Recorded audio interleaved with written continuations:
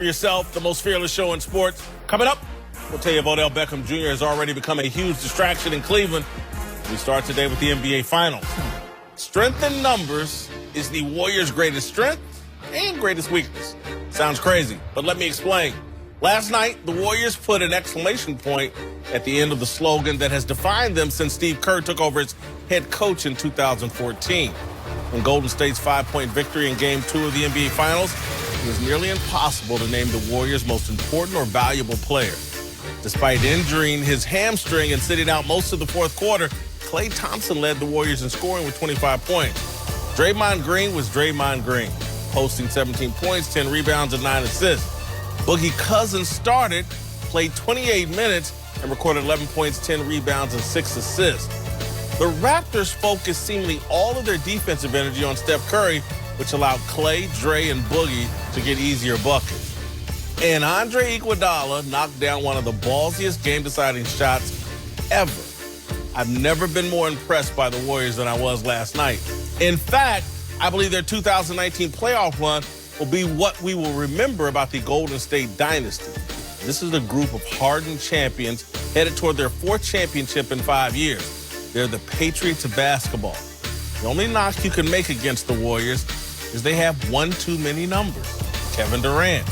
Watching the Warriors win 7 of 8 playoff games since the moment Durant suffered a serious calf injury makes the Warriors feel a bit like Barry Bonds on steroids. In my mind, Barry Bonds is a Hall of Famer. He's the greatest slugger in the history of baseball. He went to the needle because everyone else did. But I don't revere Barry the way I do Hank Aaron, Willie Mays, or Babe Ruth. This is not an attack on Durant. It's an attack on the Warriors. They diminished themselves by recruiting Durant. The best team in basketball had no business adding the best offensive player in basketball. Durant is a steroid.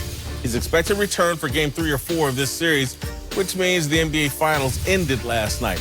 Golden State's loss to Toronto in Game 1 stopped the discussion about whether the Warriors were better without Durant. They're not. But they are more interesting and compelling without KD.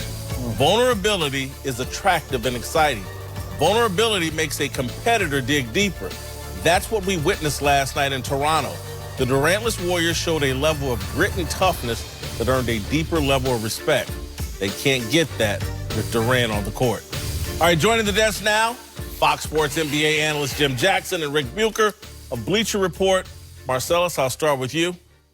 Do you respect the Warriors more without Kevin Durant? No, not at all. Zero-sum game with me. I only respect success. The ultimate respect you get from me is, did you win it? Because there are no guarantees. Not no matter how you win it? No, hell no. Because you know what's funny? There's this deception out there that if you have a super team, oh, it's guaranteed. But let's just look at the last 20 years. Let's not even go back to Magic and Bird when they had super teams. But since the GM did it, we didn't call it a super team. It was a damn super team. Let's go to the last 20 years when they were actually constructed as super teams. The first one I remember, 04 Lakers. How'd that go? How'd that turn out? When they start adding all that talent. Oh, you can talk about the age or whatever. It was still a super team. Let's go to the Celtics when they had their big three. Fossils? Huh? Some fossils. Oh, yeah. They had the fossils, so then guess what they did? They actually did a better edition of that. The Celtics in their big three. How'd that turn out? One championship. One. No guarantees, no dynasty, just one championship. Then let's go to the Miami Heat and their big three and that super team. They won half, not all. Half. The point is, we're going to now disrespect the Warriors because they have a super team when there are no guarantees that that team will win the championship. I respect success. They win another championship, you got my full respect. Any other way, I'm not even counting it. I've always respected this Golden State team just because of how they played and how they kind of came together, how they've grown because of where Steph came from. A lot of questions. Think about it. Rick, you understand this. It was some questions whether they were going to re-sign Steph based on his injury history. Yeah. Before kind of Klay and Draymond came into the fold. So let me help you out here. What? I got my highlighter out What? here. What you got? I want to underline, I want to mark up this More. This isn't about no respect. Do you respect Clear your throat more? again, Jimmy. No, because to me, I respect what they do as an organization and who they are. They've added a piece to the puzzle. Let me tell you something. The asterisk, people always talk about the asterisk because they added Kevin Durant. Whitlock. Let me explain something to you. The most storied franchise history in basketball is who? Celtics. The Celtics, right? Celtics. They won the bulk of their titles when? 60s. And they only had to compete against 8 other teams. Did we talk about that? And they had 8 Hall of Famers. Do we talk about that? Thank you. No. But what I'm saying, Houston Rockets won their 2 championships when Michael Jordan was gone. And I get it. And that's why we respect Jordan's titles more.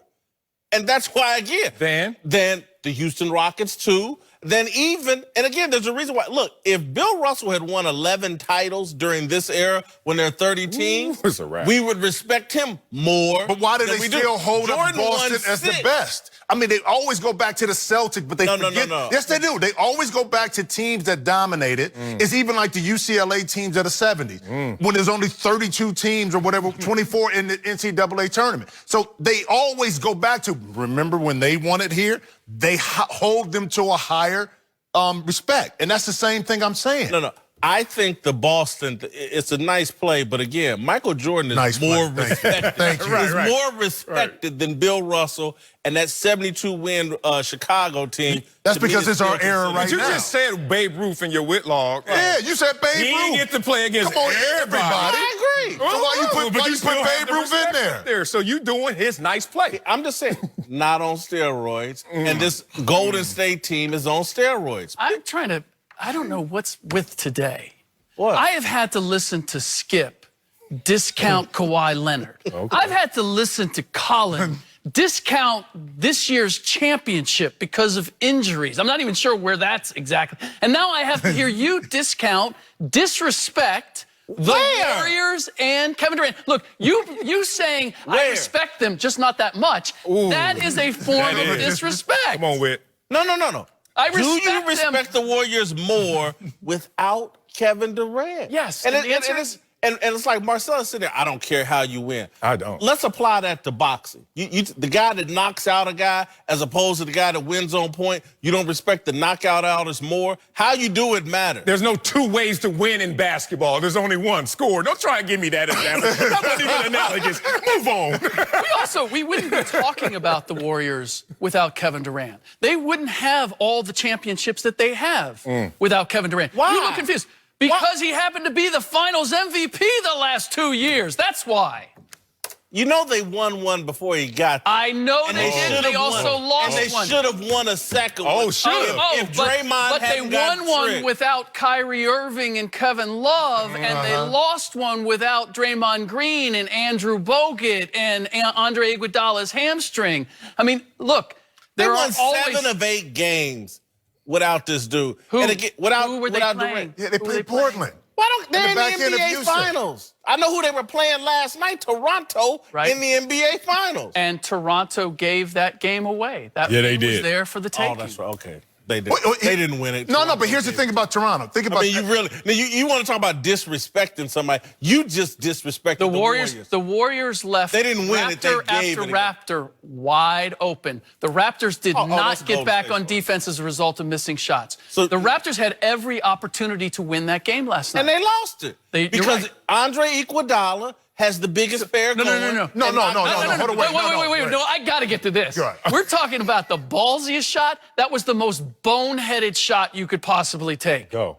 There, with the clock where it was, No, I get you it. don't There's give Toronto another opportunity. He made it, so everybody goes, that's an amazing shot. If he misses it, it's a long rebound going the other way. We're playing overtime in Toronto with the Raptors. It was a dumb shot. If you run the clock out, you take it at the last second. If it catches Rin and goes up in the air, by the time it comes down and you get that rebound, the game is over. You haven't given Toronto an opportunity. He gave them an opportunity. I'm disrespecting the Warriors, but you just dumped on one of the greatest shots we've ever seen in the NBA Finals history. It wasn't one of the greatest shots. It was a shot. Now, what you had to say, Jimmy, before? No, this was what I was going to say before. I'm going to get back to that. I'm disrespecting him. No, y'all listen. I'm not saying it's one of the greatest shots. I think it's a clutch shot, and one of the greatest. I said this from the beginning of the series, whether Kevin Durant played or not, okay? If Kevin Durant plays, and you got to look at it from this perspective. Kevin Durant and Kawhi canceled each other out. The second, third, fourth best players where? Golden State. Compared to Toronto. Yeah. Take him out. Do the same thing with Steph and Kawhi. Cancel each other out. The second and third best players where? Golden State.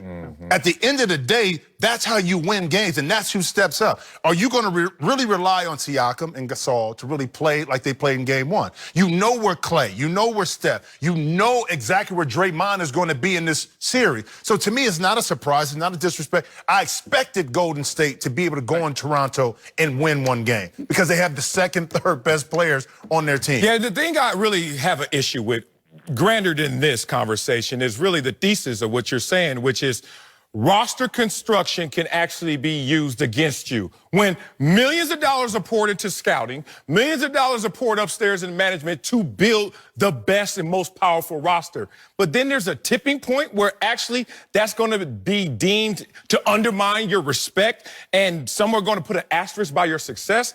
Look, I've been on teams that had multiple All-Pros. On paper, we should have done some things. It is so difficult when you get out there and have to go through the rigors to win it. And then you find lesser teams in my sport, the Patriots, in terms of pure talent, that win it. So when we see it in basketball, too many examples of pure talented on paper teams that don't win it. Collegiate level, Duke, Kentucky, they don't win it every year, but they're loaded and stacked. I don't disrespect Can we take a moment just to salute the Golden State Warriors scouting department for discovering Kevin Durant? I mean,